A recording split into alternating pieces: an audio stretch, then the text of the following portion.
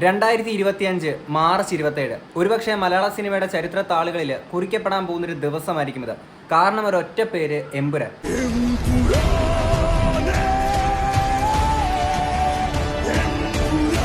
അപ്പോൾ ഈ ഒരു ടോപ്പിക്കും എമ്പുരാൻ റിലേറ്റഡ് ആയിട്ട് തന്നെയാണ്. ആൻഡ് ഇതിനകത്തൂടെ ആണെങ്കിൽ ഈ ഇലൂമിനാറ്റി ഫാക്ടർ ഇഷ്ടപ്പെടുന്ന അതിലൊരു ഇൻട്രസ്റ്റ് ഉള്ള ആൾക്കാർക്ക് തീർച്ചയായിട്ടും ഈ ഒരു കണ്ടന്റ് ഇൻട്രസ്റ്റിംഗ് തന്നെയായിരിക്കും. കാര്യം മറ്റൊന്നുമല്ല, ഇതിനകത്തോടെ നമ്മൾ പൃഥ്വിരാജ് എന്ന നടന് ശരിക്കും ഇലൂമിനാറ്റി ആണോ എന്നുള്ള കാര്യങ്ങളൊക്കെ നമുക്ക് ഇതിനകത്തോടൊന്ന് പരിശോധിക്കാം. കാര്യം കഴിഞ്ഞ ദിവസമാണെങ്കിൽ എമ്പുരാൻ സിനിമയുടെ പ്രൊമോഷൻ്റെ ഭാഗമായിട്ട് നടന്നേക്കുന്ന തെലുഗു പ്രസ് മീറ്റിൽ പുള്ളി പറഞ്ഞിട്ടുണ്ടായിരുന്നു ഈ ഇലൂമിനാറ്റി ആയിട്ട് എന്താണ് ബന്ധം എന്നൊക്കെ ചോദിച്ചപ്പോഴത്തേക്കിന് പറയത്തില്ല എന്ന് പറഞ്ഞേക്കാണ്. എന്തായാലും നമുക്ക് പറയാത്ത കാര്യം നമുക്കൊന്ന് പരിശോധിച്ച് നോക്കാം. അതിൻ്റെ ഒപ്പം തന്നെയാണെങ്കിൽ കുറച്ചധികം കാര്യങ്ങളോട് നമുക്ക് ഇതിനകത്തൊന്ന് കവർ ചെയ്ത് പോകാം. കാര്യം ഇന്നലകളിൽ അദ്ദേഹം പറഞ്ഞിട്ടുള്ള ഇതേ കാര്യങ്ങളിൽ ഓരോ സിംഗിൾ വേർഡ് പോലും ഇന്ന് അതിൻ്റെ ഒരു വലിയൊരു റിയാലിറ്റി ആയിട്ട് മാറ്റിയെടുത്തേക്കുന്ന കുറേ ആ ഒരു ജേണി കാര്യങ്ങളൊക്കെ നമ്മൾ ഇതിനകത്തോടെ സംസാരിക്കുന്നുണ്ട്. അപ്പോൾ അതിലോട്ട് പോകുന്നതിന് മുന്നേ കുറേ നാളുകൾക്ക് മുന്നേ പ്രൊഡ്യൂസേഴ്സ് അസോസിയേഷൻ ആണെങ്കിൽ സിനിമയിൽ ഒരു സമരം ആഹ്വാനം ചെയ്തിട്ടുണ്ടായിരുന്നു. അതിനകത്ത് മെയിനായിട്ട് ഒരു പ്രതിനിധിയായിട്ട് നിന്നുകൊണ്ട് സംസാരിച്ചിരുന്ന വ്യക്തിയായിരുന്നു സുരേഷ്. അപ്പോൾ അദ്ദേഹമായിട്ട് ബന്ധപ്പെട്ട് പിന്നീട് ആന്റണി പെരുമ്പാവൂർ ഇട്ടേക്കുന്ന ആ ഒരു പോസ്റ്റും ഇവർ തമ്മിലുള്ള ആ ഒരു വഴക്കം, പിന്നീട് ആ ഒരു പിണക്കം മാറി എന്നൊക്കെ കുറേ കാര്യങ്ങൾ കേട്ടിട്ടുണ്ടായിരുന്നു.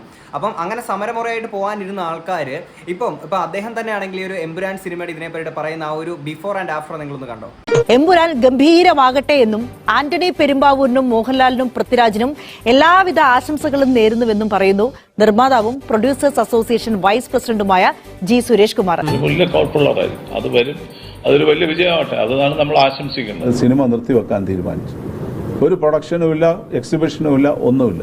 ഓക്കെ, ഇതിൽ നിന്ന് മനസ്സിലാക്കേണ്ട ഒരു കാര്യം എന്ന് വെച്ചാൽ ചില വ്യക്തികൾ മാത്രം തീരുമാനിച്ചു കഴിഞ്ഞാൽ മലയാള സിനിമയെ എവിടെയും തളച്ചിടാൻ പറ്റുന്ന ഒരു കാര്യമല്ല. ഓക്കെ, നിങ്ങൾ അവിടെ നിന്ന് നിങ്ങളുടേതായിട്ടുള്ള പരാതികൾ പറയുമ്പോഴും തൊട്ടിപ്പുറത്തൂടെ ഈ സിനിമയെ അത്രത്തോളം മുകളിലോട്ട് ഹൈയിലോട്ട് എത്തിക്കാനെ കൊണ്ട് ശ്രമിക്കുന്ന ഒരു പറ്റം ആൾക്കാർ ഇപ്പുറത്തൊരു സൈഡിലുണ്ട്. ഓക്കെ, ഇനി നിങ്ങൾ പ്രൊഡ്യൂസേഴ്സ് ആയിട്ടുള്ള ആൾക്കാർ മസ്റ്റായിട്ട് നിങ്ങൾ നോക്കേണ്ട ചില എലമെന്റ്സ് ഇതിനകത്തുണ്ട്. കാര്യം എന്ന് വെച്ച് കഴിഞ്ഞാൽ നിങ്ങൾ പറഞ്ഞേക്കുന്ന ചില പരാതികളും കാര്യങ്ങളൊക്കെ ആയിട്ട് സിനിമയായിട്ട് മുന്നോട്ട് പോകാൻ പറ്റില്ല എന്ന് പറയുമ്പോൾ ഇവിടെ പൃഥ്വിരാജ് എന്ന നടനും ലാലേട്ടൻ എന്ന കംപ്ലീറ്റ് ആക്ടറോട് ചെയ്തിരിക്കുന്ന ചില കാര്യങ്ങൾ കൂടിയുണ്ട്. അപ്പം അതൊക്കെ നിങ്ങൾ ഓരോ പ്രൊഡ്യൂസേഴ്സും കണ്ടു പഠിക്കേണ്ട ചില കാര്യങ്ങളുണ്ട്. അപ്പോൾ ആദ്യം തന്നെയാണെങ്കിൽ നമ്മുടെ പൃഥ്വിരാജ് കഴിഞ്ഞ ദിവസത്തെ ആ ഒരു പ്രസ് മീറ്റിൽ പറഞ്ഞേക്കുന്ന ഒരു പോർഷൻ ഞാൻ ഇങ്ങോട്ട് വെക്കാം. ഒരു സിംബൽ കാണുന്നുണ്ട് ഞങ്ങൾ ഇലൂമിനാറ്റി. എന്താണ് ഇതിന്റെ ഉദ്ദേശം? പറയണ്ട, ഞങ്ങളൊന്ന് പരിശോധിച്ച് നോക്കട്ടെ നിങ്ങൾ ഇലൂമിനാറ്റി ആണോ അല്ലയോ എന്നുള്ളത്. കഴിഞ്ഞ ദിവസം പിൻവില്ലയിലാണെങ്കിൽ വന്നേക്കുന്ന ഇന്റർവ്യൂവിൻ്റെ ആണെങ്കിൽ ഒരു പോർഷനിലാണെങ്കിൽ ജസ്റ്റ് ഇങ്ങനെ കുറച്ച് ആൾക്കാർ ഇവരൊപ്പം മറ്റേ ഷാറുഖ് അങ്ങനെയുള്ള കുറച്ച് ആൾക്കാരൊപ്പം നിൽക്കുന്ന ഫോട്ടോസൊക്കെ ജസ്റ്റ് ഒന്ന് കാണിച്ചിട്ട് അതിനെപ്പറ്റി ഇങ്ങനെ സംസാരിച്ച് പോകുന്നുണ്ട്. ആക്ച്വലി ആ ഒരു ഇന്റർവ്യൂവിൽ അതിൻ്റെ ഒരു ആവശ്യകത ഉണ്ടായിരുന്നുള്ളത് ഞാൻ ഇങ്ങനെ കുറേ ആലോചിച്ചു. അപ്പം പൃഥ്വിരാജ് ആണ്, അപ്പം ആ ഒരു എന്തെങ്കിലുമൊക്കെ ഹിഡൻ ഫാക്ടേഴ്സ് ഒക്കെ ആണെങ്കിൽ റിയൽ ലൈഫിലും കാണിച്ചു നടക്കുന്ന ഒരു വ്യക്തിയാണ് അല്ലേ. അത്രയും ക്യൂരിയോസിറ്റി തോന്നുന്ന രീതിയിലാണ് പുള്ളിയുടെ പല വാക്കുകൾ പോലും, വെറുതെ പറയുന്ന സാധനങ്ങൾ പോലും ചിലപ്പോൾ നാളുകളിൽ അത് പ്രവർത്തിച്ച് കാണാൻ സാധ്യതയുള്ള ഒരു വ്യക്തിയാണ് പൃഥ്വിരാജ് എന്ന് പറയുന്നത്. ഓക്കെ, അപ്പം ഈ ഒരു ഇന്റർവ്യൂവിനകത്ത് തന്നെയാണെങ്കിൽ ഫഹദ് ഫാസിൽ ഇതിനകത്തുണ്ട്, പിന്നെ ടോം ക്രൂസ് ഉണ്ട് എന്നൊക്കെ ജസ്റ്റ് ഒരു തമാശ പറഞ്ഞുണ്ട്. കാര്യം അവരൊന്നും ഇതിനകത്ത് ഇല്ല എന്നുള്ള രീതിയിൽ. ഒരു പക്ഷേ നാളുകളിൽ ഇദ്ദേഹമാണെങ്കിൽ ഈ പറഞ്ഞ ടോം ക്രൂസിനെയൊക്കെ പിടിച്ച് മലയാള സിനിമയിൽ അഭിനയിപ്പിച്ചെന്ന് വരും. അങ്ങനെ നമുക്ക് നമ്പാൻ പറ്റുന്ന ഒരു വ്യക്തിയല്ല പൃഥ്വിരാജ് എന്ന് പറയുന്നത്. ഓക്കെ, അപ്പോൾ ഇതിനകത്ത് ആ ഒരു ഫോട്ടോസും കാര്യങ്ങളൊക്കെ വെച്ചേക്കുന്ന ആ ഒരു പോർഷൻ ഞാൻ ജസ്റ്റ് ഇങ്ങോട്ടൊന്ന് പ്ലേ ചെയ്യാം. Harikrishnan. Okay, this is Harikrishnan, Shahrukh, myself, Mammootty, and Juhi Chawla. The next one? This is from actually the marriage of a very close friend's son, who's in fact waiting for us to finish this and go to his house. One? It's, I think, you and Rajni sir. Rajani sir, okay. I don't know this. Either of the two. Anyway, that's Rajinikanth and myself.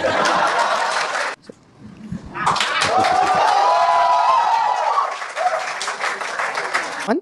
This is quite seems like a fun. Okay. I think we are sharing a beautiful moment in Dubai. ഇതിനകത്ത് ഈ കാണിച്ചു ചോദിക്കുന്ന ഓരോ photos ഇല്ലേ, നമ്മൾ എന്തായാലും ഈ പറയുന്ന എമ്പുരാൻ സിനിമയ്ക്കകത്ത് ഏതൊരു ക്യാമിയോ റോൾ ഉണ്ട് എന്നുള്ള സാധനം ഇങ്ങനെ ജസ്റ്റ് പറഞ്ഞു പോകുന്നുണ്ട്. അപ്പം ഈ ഫോട്ടോസ് കാണിച്ചതിൽ ആരെങ്കിലും ആയിരിക്കും ഒരു ക്യാമിയോയിൽ വരുന്നത്, അല്ലെങ്കിൽ വേറെ എന്തെങ്കിലും വെറും ഇതൊരു കോയിൻസിഡൻസ് മാത്രമായിട്ട് നമുക്ക് ഇങ്ങനെ തള്ളിക്കളയാൻ പറ്റും. കാര്യം വെച്ചാൽ ഇതിന്റെ ഒരു DOP ആയിട്ടുള്ള ആ ഒരു ചേട്ടൻ തന്നെ മുമ്പ് ഒരു ഇന്റർവ്യൂവിൽ ഒന്ന് പറഞ്ഞേക്കുന്ന ഒരു സാധനം ഉണ്ട്, അതുകൊണ്ട് ഞാൻ ഇങ്ങോട്ട് പ്ലേ ചെയ്യാം. ആമീർ ഖാന്റെ സിസ്റ്റർ ഒരു റോള് ചെയ്യുന്നുണ്ട്. അതേപോലെ എറിക് എന്ന് പറഞ്ഞിട്ടൊരു ഫ്രഞ്ച് ആക്ടർ ആക്ട് ചെയ്യുന്നുണ്ട്. ഒരു ക്യാമിയോ പ്രതീക്ഷിക്കാം എമ്പുരാനിൽ. ആരാണെന്ന് പറയണ്ട, യെസ് ഓർ നോ കിട്ടിയാൽ മതി, ഉണ്ടാവും. യെസ്. അപ്പം എനിക്ക് കൂടുതലൊരു ക്യൂരിയോസിറ്റി തോന്നിയൊരു സാധനം എന്ന് വെച്ചാൽ ഡോൺലി ഇല്ലേ, അതായത് കൊറിയൻ മോഹൻലാലായിട്ടുള്ള ഡോൺലി ഒരു പടത്തിലുണ്ട് ഉണ്ടാവണം എന്നുള്ളൊരു ആഗ്രഹം എനിക്കുണ്ട്. പക്ഷേ എനിക്ക് തോന്നുന്നില്ല അതായിരിക്കുമെന്ന്, മറ്റാരെങ്കിലും ആയിരിക്കാം. പക്ഷെ നിങ്ങളൊന്ന് ആലോചിച്ച് നോക്കുക, അങ്ങനെ ഒരു ക്യാമിയോ റോളായിട്ട് ഡോൺലി ഉണ്ടെങ്കിൽ നിങ്ങളൊന്ന് ജസ്റ്റ് ഒന്ന് ഇമാജിൻ ചെയ്യുക. ഒരു ഇന്റർവ്യൂവിന് വെറുതെ വന്ന് ഡോൺലി ഒരു ഇന്റർവ്യൂവിന് വന്നിരിക്കുക എന്നുള്ളത് നിങ്ങൾ ആലോചിക്കുക. കാര്യം അദ്ദേഹത്തെ ഫെമിലിയർ ആയിട്ടുള്ള ആൾക്കാർ ഈ ഒരു ഇന്റർവ്യൂ കാണുകയാണെങ്കിൽ ഈ ഒരു സിനിമയ്ക്ക് കയറാൻ പോകുന്നൊരു ഹൈപ്പ് വേറെ റേഞ്ചിലേക്ക് ഇപ്പോൾ ഉള്ളൊരു പവർ എന്താണോ ഈ ഒരു റേഞ്ച് ആണോ അതിൻ്റെ ഡബിളും ട്രിപ്പിളും ഇരട്ടി ഇനിയും കയറും അല്ലേ. അപ്പം അതുപോലെ തന്നെ സിനിമയ്ക്കകത്ത് ആ ഡോൺലിനെ തന്നെ കൊണ്ട് വെച്ചിട്ടുണ്ടെങ്കിലോ പറയാൻ പറ്റൂല, വിശ്വസിക്കാൻ കൊള്ളൂല നമ്മുടെ പൃഥ്വിരാജിൻ്റെ ഇത്. ഇനി ഒരു ഇന്റർവ്യൂവിനകത്തുള്ള അടുത്തൊരു പോർഷൻ നമുക്ക് നോക്കാം. ആൻഡ് നമുക്ക് എല്ലാവർക്കും അറിയാം ഈ ഒരു ഫസ്റ്റ് ഡേ ആണെങ്കിൽ ഈ പറയുന്ന പോലെ ടിക്കറ്റ് ബുക്കിംഗ് തുടങ്ങിയ ഒരു ദിവസം തന്നെയാണെങ്കിൽ സെർവർ വരെ ഈ പറഞ്ഞ പോലെ ജാം ആവുന്നതിൽ അത്രയും, അതായത് ഓഫ്ലൈനായിട്ടും ഓൺലൈനായിട്ടും അതുപോലെ തിരക്കായിരുന്നു അല്ലേ. എങ്ങും ടിക്കറ്റ് പോലും കിട്ടാനില്ലാത്ത രീതിയിലുള്ള ഒരു അവസ്ഥയാണ്. അപ്പം അതുമായിട്ട് ബന്ധപ്പെട്ട് പറയുന്ന ഒരു കാര്യമുണ്ട്, അതുകൊണ്ട് ഞാൻ ഇങ്ങോട്ട് വെക്കാം. We are very happy and we are very thankful that people are so excited about the second part of Lucifer.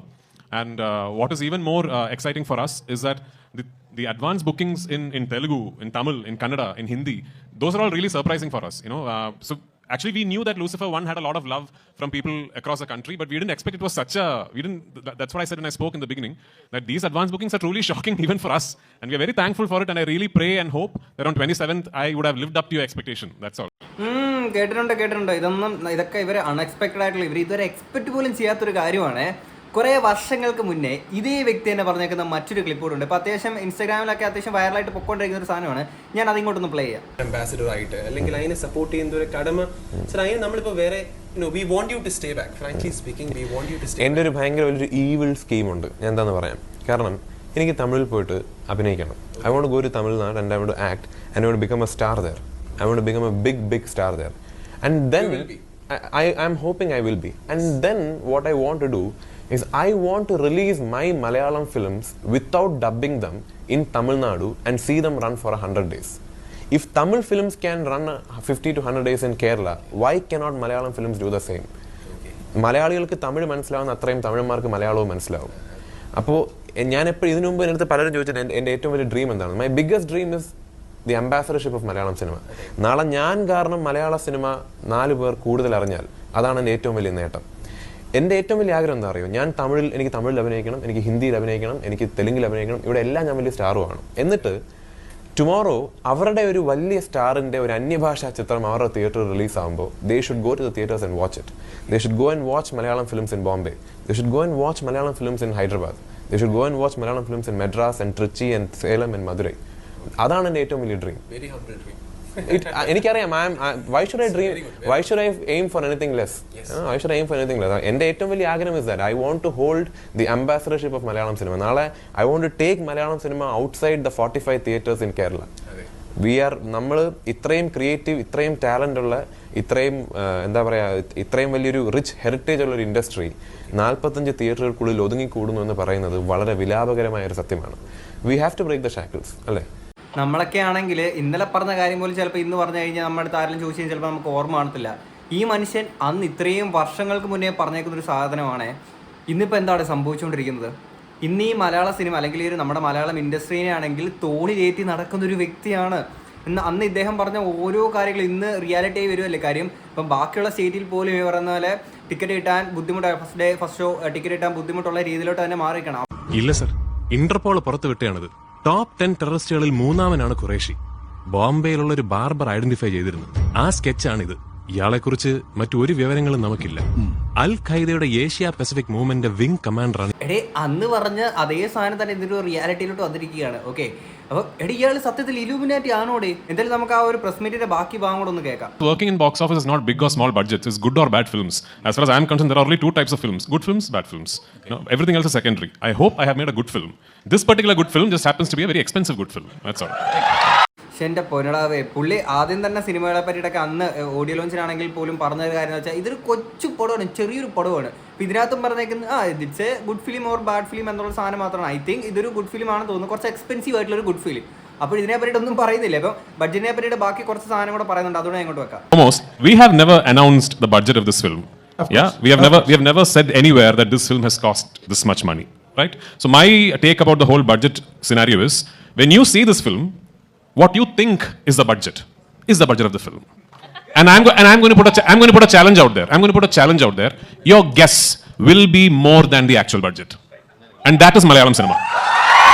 ഞാൻ ഏതോ ഒരു വീഡിയോയുടെ ഈ ഒരു ടോപ്പിക് എടുക്കുന്നതിന് മുന്നേ ആണെങ്കിൽ ഏതൊരു വീഡിയോയുടെ തമ്മിൽ എന്തോ ജസ്റ്റ് ഇങ്ങനെ കണ്ടു പറഞ്ഞു പോയതാണ്. അതായത് എമ്പുരാൻ സിനിമയുടെ ഒരു ദിവസത്തെ ഷൂട്ടിംഗ് എങ്ങാണ്ട് 30 ലക്ഷം തൊട്ട് 60 ലക്ഷം വരെ എന്തോ കോസ്റ്റ് ആയെന്ന് അങ്ങനെ എന്തോ ഒരു സാധനം ഇങ്ങനെ കണ്ടുപോയി. അതേപോലെ തന്നെ ഈ പറയുന്ന പോലെ ജൂനിയർ ആർട്ടിസ്റ്റുകൾക്ക് കൊടുക്കാനുള്ള റെമ്യൂണറേഷൻ മാത്രം തന്നെ 1.5 കോടിയോ അത്ര എന്തോ 1.5 കോടി 2.5 കോടി എന്തോ സംതിങ് ആയി ജൂനിയർ ആർട്ടിസ്റ്റിന് മാത്രം കൊടുക്കാനുള്ള ഇത് എന്നുള്ള രീതിയിൽ എന്തോ കണ്ടു. എനിക്ക് തോന്നുന്നു അതിൽ കൂടുതലാണെങ്കിലേ ഉള്ളൂ. ഓക്കെ, അപ്പോൾ ഈ ഒരു സിനിമയുടെ ബജറ്റ് എത്ര ആയിരിക്കും എന്നുള്ള എനിക്ക് മനസ്സിലാവുന്നു. കാര്യം ഇവർ പോലും ആ ഒരു റെമ്യൂണറേഷൻ വാങ്ങിച്ചിട്ടില്ല എന്ന് പറയുന്നത്. കാര്യം അതുകൂടെ ഈ ഒരു പടത്തിന് വേണ്ടിയിട്ടാണ് ഇൻവെസ്റ്റ് ചെയ്തേക്കാണെന്നുള്ളതിലേക്ക് ഇങ്ങോട്ട് പറയുന്നുണ്ട്. അപ്പം ഈ ആടുജീവിതം സിനിമയ്ക്ക് പോലും അറൗണ്ട് ഒരു 95 കോടി സംതിങ് എന്തോ ആയിട്ടുണ്ടായിരുന്നു. അപ്പോൾ ഈ ഒരു സിനിമയ്ക്ക് എത്ര ആയിരിക്കും എന്നുള്ളത് എനിക്ക് ചിന്തിക്കാൻ പറ്റില്ല. നിങ്ങൾക്ക് എത്രയാണ് തോന്നുന്നത് എന്നുള്ളത് തീർച്ചയായിട്ടും കമന്റ് ബോക്സിൽ പറയാം. Okay, You have properly understood the question and you have properly answered it. I must അത് നമ്മുടെ പൃഥ്വിരാജിനെ പറ്റിയിട്ട് അത്ര വലിയ അറിവില്ലാത്തതുകൊണ്ടാണ്. ചോദിച്ച ചോദ്യങ്ങൾക്ക് വളരെ കൃത്യവും ശക്തവും ഷാർപ്പ് ആൻഡ് ക്രിസ്റ്റൽ ക്ലിയർ ആയിട്ടുള്ള മറുപടി ആയിരിക്കും ചോദിക്കുന്ന ആൾക്ക് തിരിച്ചു കിട്ടുക. അത് അന്നും അങ്ങനെയായിരുന്നു, ഇന്നും അങ്ങനെയാണ്. അന്നത് പറഞ്ഞ ടൈമിലൊക്കെയാണ് അഹങ്കാരി രാജപ്പൻ എന്നൊക്കെ പറഞ്ഞ കുറേ കളിയാക്കലൊക്കെ അന്ന് കേൾക്കേണ്ടി വന്നിട്ടുണ്ടായിരിക്കും. ഇന്ന് ആ പറഞ്ഞ ആൾക്കാരൊക്കെ വണങ്ങി നിൽക്കുകയാണ്. എന്തിനേറെ പറയുന്നത്, പ്രൊഡ്യൂസേഴ്സ് അസോസിയേഷൻ തന്നെ ഇന്ന് മാറിയിട്ടാണെങ്കിൽ ഈ ഒരു സിനിമയ്ക്ക് വേണ്ടിയിട്ട് സപ്പോർട്ട് ചെയ്ത് സംസാരിക്കണം. അന്ന് അങ്ങനെ പറഞ്ഞ ആൾക്കാർ സമരമായിട്ട് പോകുമെന്ന് പറഞ്ഞ ആൾക്കാർ തന്നെ ഈ ഒരു സിനിമയുടെ ഇത്ര ഇമ്പാക്ട് കണ്ടിട്ട് നേരെ തിരിച്ചു വന്നിരിക്കുകയാണ്. That is the brand Prithviraj എന്ന് പറയുന്നത്. So I have to tell you that Mohanlal sir and I, the moment we finished the first narration of the script, both of us were very aware that something like this is unheard of in Malayalam in terms of the scale, the canvas and everything. That's what it is. And I was half expecting sir to tell me, son, you have dreamt too big this time, so let us think of something else. But it is only because of his confidence. He is the one who told me, whatever you want, let's do this. You know, it's only because of his confidence this film became possible. And every single penny that could be spent on making the film has been spent on making the film. Mohanlal sir and myself, we have not taken a single rupee from this film. Fantastic. എവിടെ നടന്മാരുടെ remuneration താങ്ങാൻ പറ്റുന്നില്ല, അതുകൊണ്ട് ഞങ്ങൾ സമരമായിട്ട് പോകാമെന്ന് പറഞ്ഞ producers എവിടെ?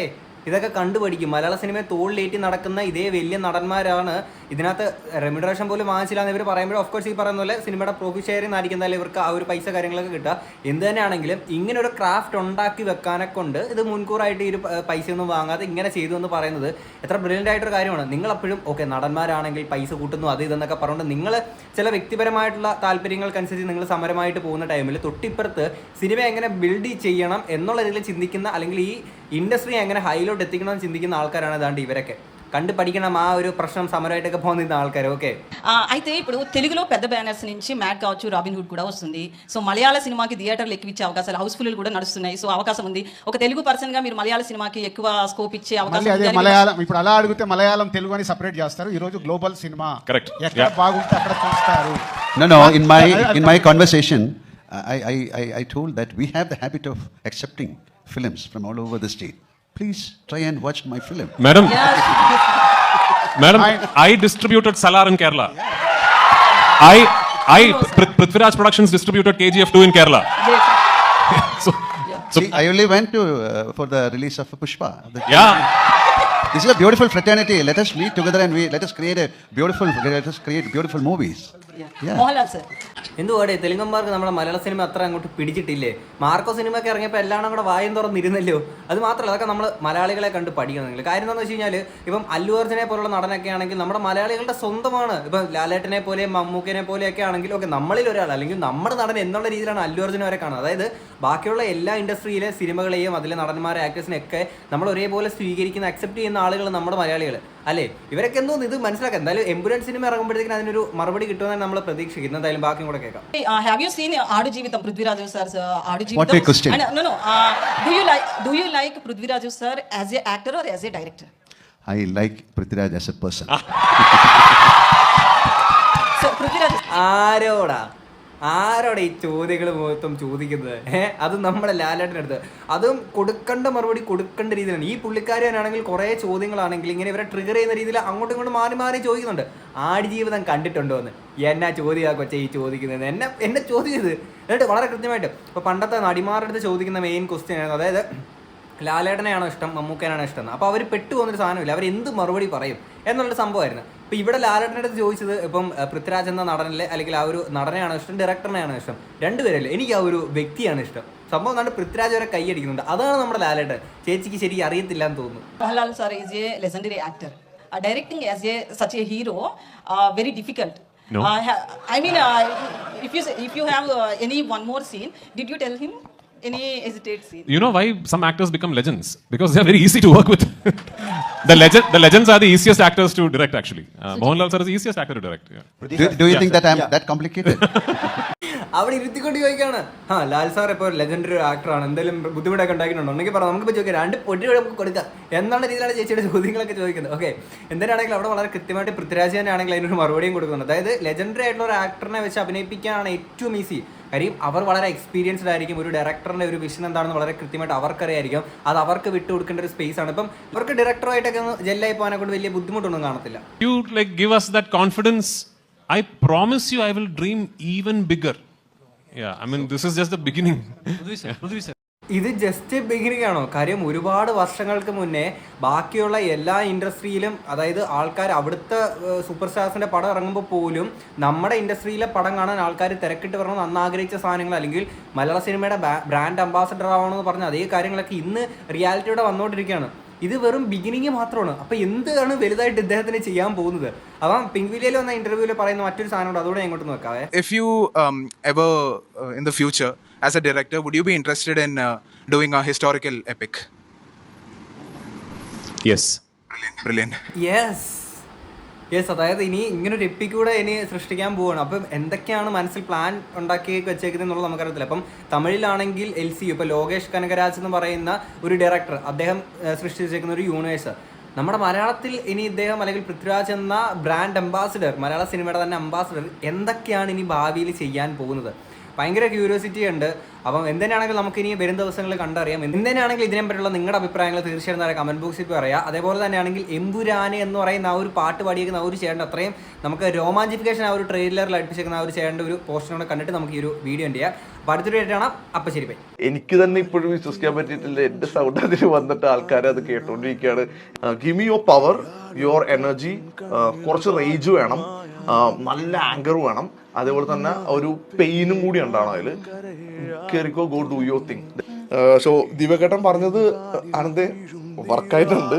I think your passport is ready, so get ready, get on board. ഞാൻ ഇത്രയും നാൾ കഷ്ടപ്പെട്ടുകൊണ്ടിരുന്ന സാധനം I want it to come out. So അതിലാണ് തന്നെ ഞാൻ എമ്പുരാനെ എന്ന് വിളിച്ചത്. കാരണം കഷ്ടപ്പാടുണ്ട്, സന്തോഷമുണ്ട്, സങ്കടമുണ്ട്, എല്ലാം കൂടി ഒരുമിച്ച് തന്നെയാണ് ഞാൻ അതിൽ വന്നത്. സോ എന്റെ ലൈഫിലെ കുറെ കാര്യങ്ങളും ആ ഒരു എമ്പുരാനിലുണ്ട്.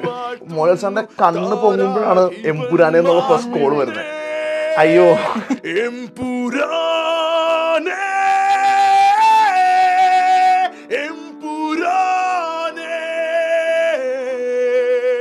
നല്ല മഴ പെയ്യുന്നുണ്ട്, ഷാജോൻ കുട പിടിച്ചു കൊടുക്കുന്നുണ്ട്, വൈറ്റ് ഷർട്ട് ഇട്ട് ലാലേട്ടൻ വരെയാണ് കാറിൽ.